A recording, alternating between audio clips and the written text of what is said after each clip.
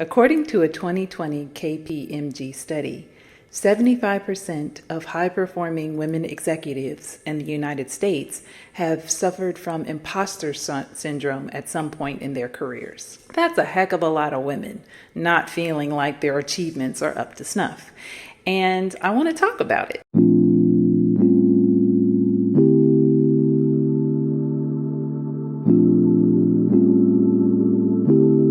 Hi. First of all, welcome to my channel. My name is Jerusha, and here we talk about creative ways that women over 40 can explore their health, their wealth, and their self. And today's subject is pretty prevalent among most people that I know, especially high achievers and recovering perfectionists, but it seems to be a particularly big problem among women, and that is imposter syndrome. And so for some of you who are not familiar with what imposter syndrome is, I'll just go ahead and read a definition that I see here.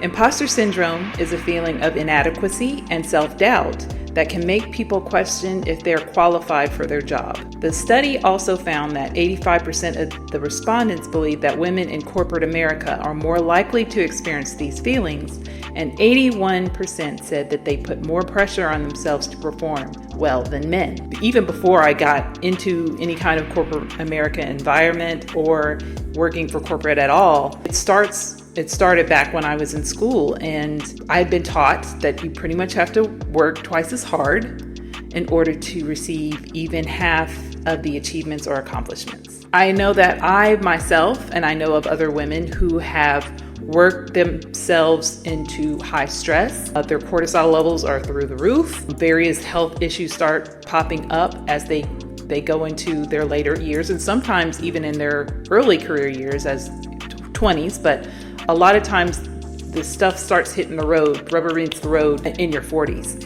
And as a woman who is over 40, I've had to leave the corporate work environment because it really was so stressful for me. And I think there's got to be a better way. So when I was looking for research myself on ways to overcome imposter syndrome, most of the things that I saw recommended, whether it was like Psychology Today or whatever, they said that, you can just tell the nagging critic voice in your head that this is not true, which is fine. That's one way to go about it. I've heard other particular counselors and gurus recommend that you could list your accomplishments, and you see that all your accomplishments are there, and then the list is usually longer than what you haven't achieved if you're a high achiever or one who aspires to be. But I found that maybe my issue is that I don't necessarily think of my accomplishments as that big a deal. Some people may think the things that I've achieved are wonderful and great, but if I don't already see it as great, I'm going to have a hard time listing my accomplishments if you're not used to seeing your accomplishments as accomplishments. So I said, okay, there's got to be maybe a different approach to what my thinking can be. And recently, I've been listening to some podcasts and reading some literature about identity shifting. And I find it's a really interesting concept. So I'm going to go ahead and read a definition here because I want to get it right always. So AI actually gave a synopsis, so I'll go ahead and read that. The process of intentionally changing your identity to become closer to your ideal self or authentic self. This can involve changing your beliefs about yourself, your behaviors, or how you present yourself in different contexts. For example, you might change your hairstyle, your speech, your clothing to fit in better at work, or stop doing certain behaviors. Some say that identity shifting is based on the principles of law of attraction and law of vibration, which suggests like attracts like, and that everything is in constant state of vibration. I do agree with the law of vibration and the law of attraction. I do believe in the the 12 universal laws, which maybe I'll do a video on that on another time. But I like the idea of changing your speech, your hairstyle, your clothing, and ultimately your habits to shift into the ideal self The way that I think of it is, if I'm having problems with imposter syndrome with myself, then maybe I should switch the self. As in, okay, let me give an example. So back when I was in high school, I took drama class my senior year, and it was a super fun class for me. First of all, I was with my friends. So that's always great when you get to be with your friends and you get to hang out with them. It was a very chill class. The teacher was very chill, and we get on stage. We act out certain parts in a play. You get to pretend to be someone else for like an hour. And it was just really fun. You know, you got to do different voices. I got to ham it up. I'll ham it up. But it was just a lot of fun. I like the idea of doing that. And I love costumes, which is one of the reasons why I got into fashion way back in the day. I used to work in the fashion industry, or related to the fashion industry.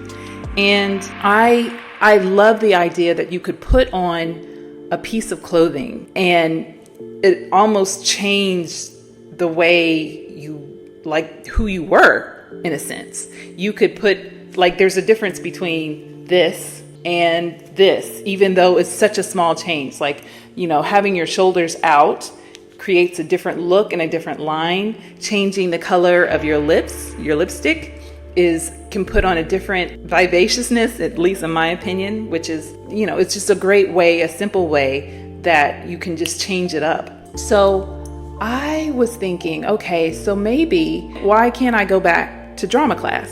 Why can't I pretend that I'm putting on a different character instead of behaving like me? And I like me, but sometimes when I want to present a different part of myself to the world, I'll put on that persona.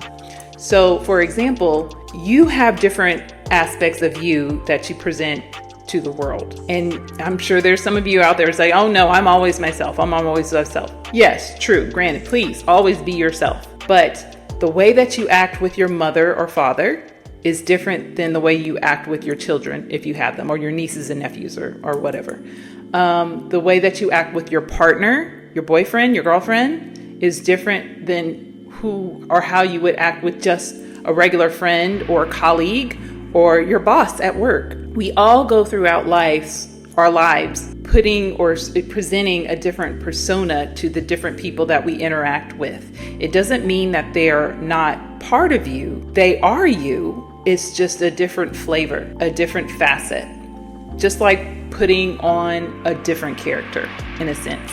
So the problem comes in is when you see something that you don't like. Maybe it's certain habits that you have, a certain thought pattern that is not serving your best self, and you want to change it, and you don't know how because you've been always stuck in that particular persona. What I've been working on, what I'm finding I'm going to experiment with, I'm experimenting with it now, is to say, okay, these are some things that I don't like.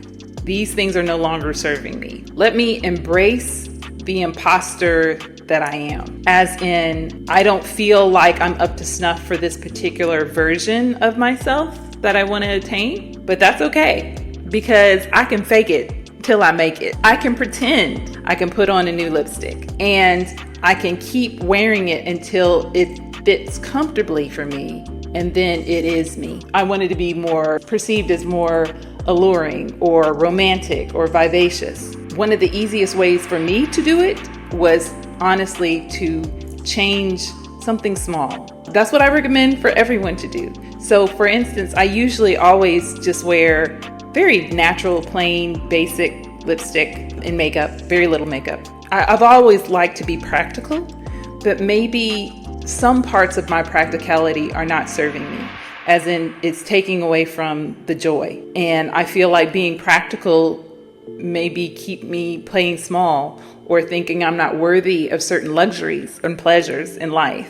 And the one thing I noticed, I don't necessarily take time to enjoy the simple things in life, simple pleasures, which I've noticed that people in other countries, especially the little that I've seen of Europe, we may get 2 weeks if we're lucky here. They have a little bit more balance in that term, and you will not take away their vacation time. They will fight tooth and nail for that. Respect. We get the least amount of maternity leave and paternity leave. They have paternity leave, which is unheard of in America or the United States. And I'd like to incorporate definitely more ease into my life, more a sense of balance of pleasure and work, because it's been always so much work here, and then you get a very few. I'm not even enjoying the accomplishments I have. I don't even know that they're accomplishments because I'm always striving, or have been taught to strive for more, hustle for more, get more and more.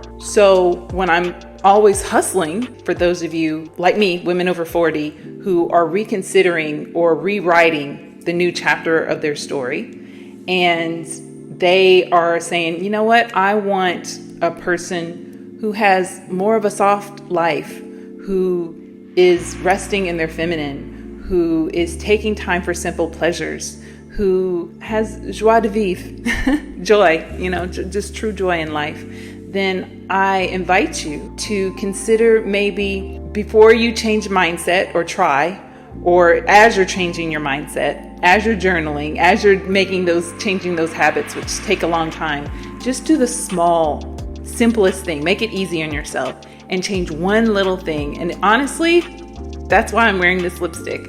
I decided, you know what, let's do something fun. Let's do something out of my typical character. And this person who has this joie de vivre, what does she wear?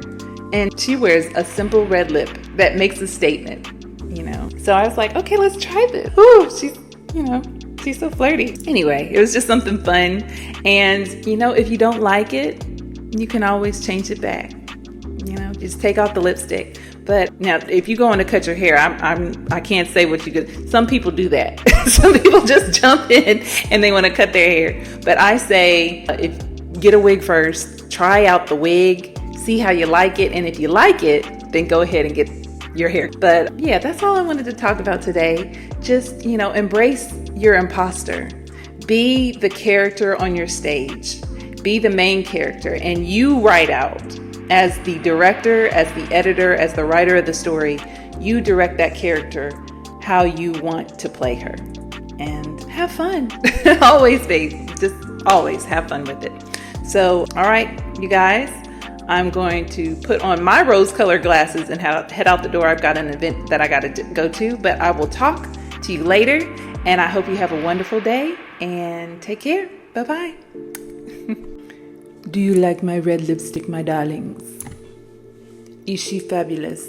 Oui? No?